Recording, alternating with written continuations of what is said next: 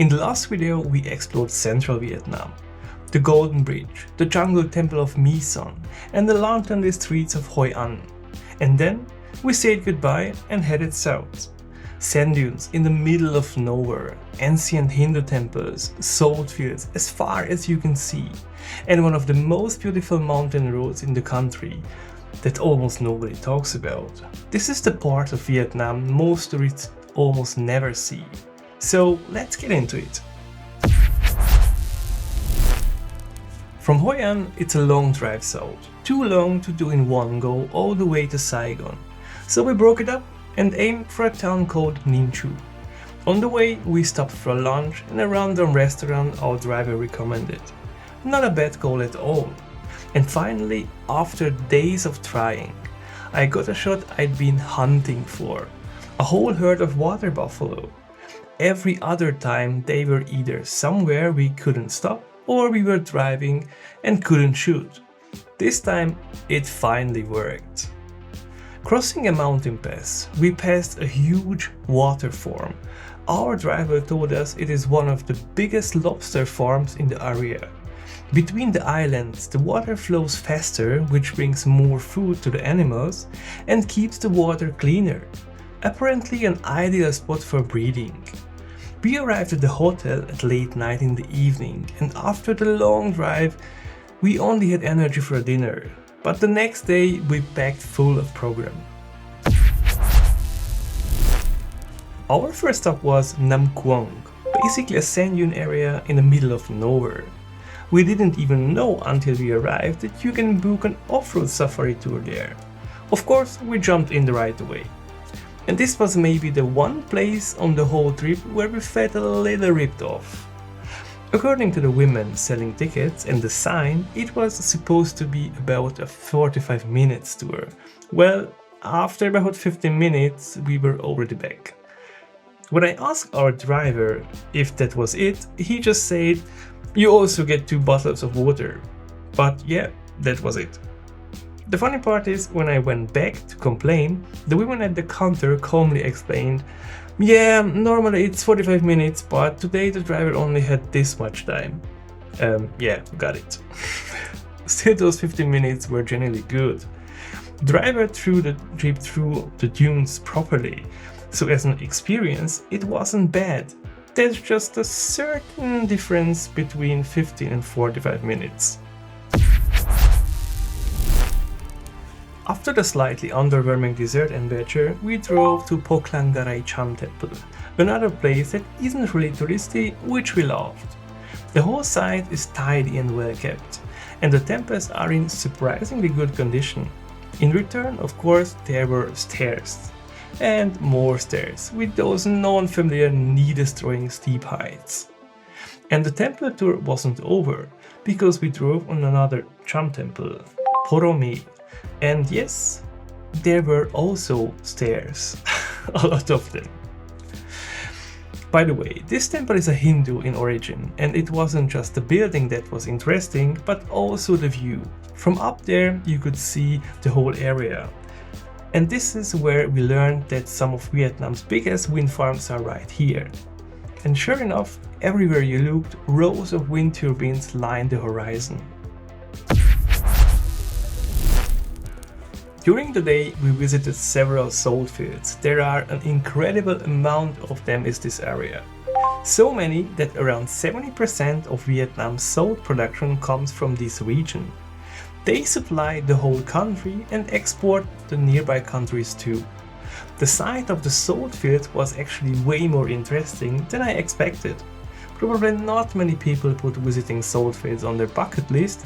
We didn't either, but it was worth it. On the way back to the hotel we fit in one more temple. Sadly, you couldn't go inside, but the roughly 1 meter high fence wasn't exactly a serious obstacle to taking a few shots. And before heading back, we figured we hadn't climbed enough stairs that day, so we also visited a Buddhist temple complex called Trong Son. You enter through a huge beautiful gate, and here the same rule I mentioned before applied. Enter on the right, exit on the left, and the middle is only for gods. The place was beautiful and well kept, and the view turned out to be fantastic. Honestly, it's a recurring theme with Vietnamese temples.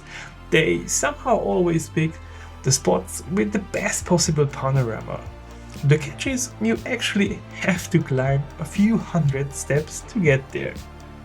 And around this point, I started to feel that our Vietnam trip wasn't really a holiday. It was a star climbing training camp in disguise. Next, we were heading toward our final big stop, but first we had a few hundred kilometers to cover. We hired a private driver again, and the plan was to drive to Saigon, not along the coast, but over the mountains. Even though we arrived very late, it turned out to be the perfect decision. Our first stop was the Ngoan Muc Pass, one of the most beautiful mountain roads in Vietnam, but far less known than the Hoi An Pass. It connects Ninh Chu province with the Dalat Highlands and shows one of the most spectacular transitions between two completely different worlds of Vietnam. Up in the mountains, for the first time on the whole trip, it dropped below 25 degrees. It was almost cold. From there, we saw a sign for the Datanla water park, which has 3 beautiful waterfalls. You could take an alpine coaster up and down, but we thought, hey, why not walk? In hindsight, I would say because we were idiots. We walked about 13 minutes downhill to the first waterfall in 36 degrees and full sun. The waterfall itself was worth it though, huge, winding, with crystal clear water. We got off a little, then headed to the second waterfall. After about 15 minutes, we saw it, except it was about 300 meters further down. The third would have been even lower. And this is when we tried to buy a ticket for the alpine coaster inside the park, but it turned out you can only buy tickets at the entrance. So in the end, we gave up on that. On the way back, we were properly wrecked, and we made a note. Next time, ask first how far you have to walk. Driving on, we saw a billboard for another huge waterfall, the Bobla waterfall. At the entrance, we asked how long it takes, since this was a park too.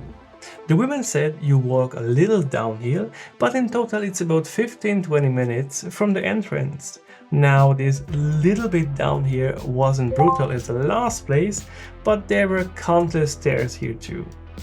In some spots very steep, slippery and wet. And here we decided that was enough waterfalls for one day, even though the view was really beautiful. The stairs on the way back were not funny anymore. Our next stop was a roadside spot with an only Christian statue we saw in all of Vietnam. That was really just a short break. We each bought a fresh coconut, drank it and drove on. And here our driver had an idea to go higher up onto the mountain roads because there's less traffic and we would reach Saigon faster, right? No, we didn't. The road was being repaired and basically drove at -2 through meter-high mud. We barely moved for a good hour and a half. There was mud everywhere. And there was a heavy traffic from the construction, and the chaotic driving didn't exactly help the mood. In hindsight, it wasn't so bad though. At least we saw and experienced something 99% of the tourists definitely don't. Late in the evening, we finally arrived Saigon. We were so tired and lazy, we didn't even look for a restaurant, we just had a dinner at the hotel. So that was our way into the south. A herd of water buffalo I'd been chasing for days. Sand dunes, and a safari that was a third as long as promised. Ancient Cham temples, endless salt fields, and wind farms to the horizon. And the wild mountain drive, somewhere most tourists will never go.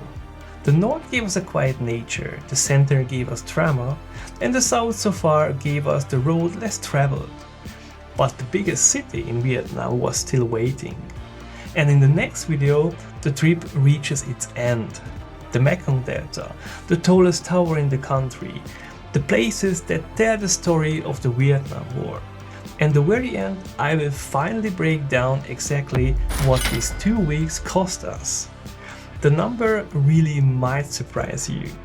That's the next video. If you are enjoying this series, subscribe so you don't miss the last video in this series. Thanks for watching and I will see you in Saigon. Peace.